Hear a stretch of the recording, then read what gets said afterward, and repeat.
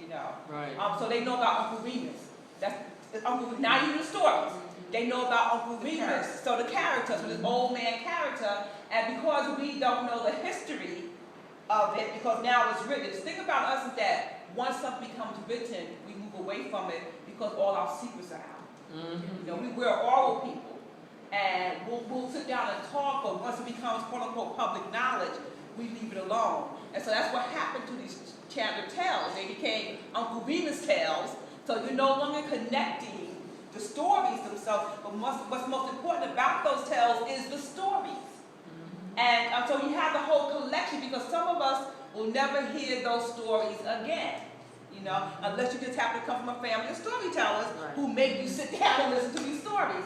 But so the important thing about this Trickster is that when you see this change in the way we look at enslavement, and a lot of times they will tell you that, you know, how docile we were, but these are the small things that don't pop up in our history. That even before Harriet Tubman and Nat Turner, that these was our way of protesting and getting over, even in the smallest defeats, you know, that we found a way to defeat master. But those things are dying because we're not telling our stories. And so you look at people like people's cultures, our mission is to preserve.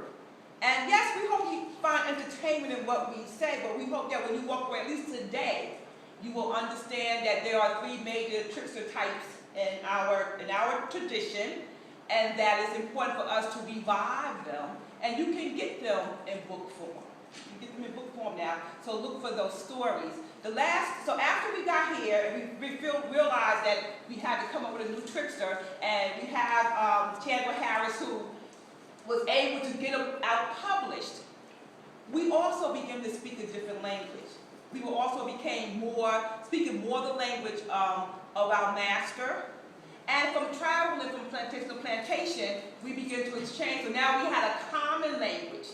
We were speaking, I guess, what you call English, you know, at least in a good way, that we could communicate. So now we were able to look at our environment, and plus the political and the social and the economic structure had changed. So we did not necessarily just need an animal who couldn't do everything, because you never hear them talk, even though you say that that rabbit was smart, but rabbit was smart, we didn't use the word intellect, and we didn't use the word power, and we didn't use the word, so we didn't use those kind of words. We still, even though he had some little trace of personification, he still wasn't human. And when you get to a point that now you have the words, and you know our words shape our ideas, and our ideas shape our actions, we now needed someone who could look like us, that we wanted to look man dead in his face. So we came up with John, you know, John the Conqueror. And it's important that you say John the Conqueror. You know, because old John ain't going to do, because we had a lot of old Johns. But when you say John the Conqueror, it's something about standing up when you say that name. And some of the stories that we hear about him, you could see his walk.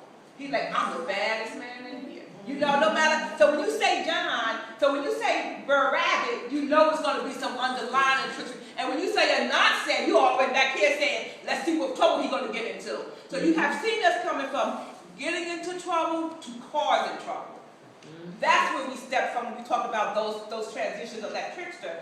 And so the High John the Conqueror tales are the ones that exist now. When you look at any of Zora Neale Hurston, I mean, even today's writers, when you understand that trickster character, you can see the bad man, the man who can shaft. You know, shaft is a folklore, you know. And in black community, even though they talk about black rotation, he had his place. He came in and kicked butt. You know, so those were the things that our tricksters do, or we don't call them tricksters anymore. We just say, you know, he's bad, or he can come over, he can take care, he can handle things, you know.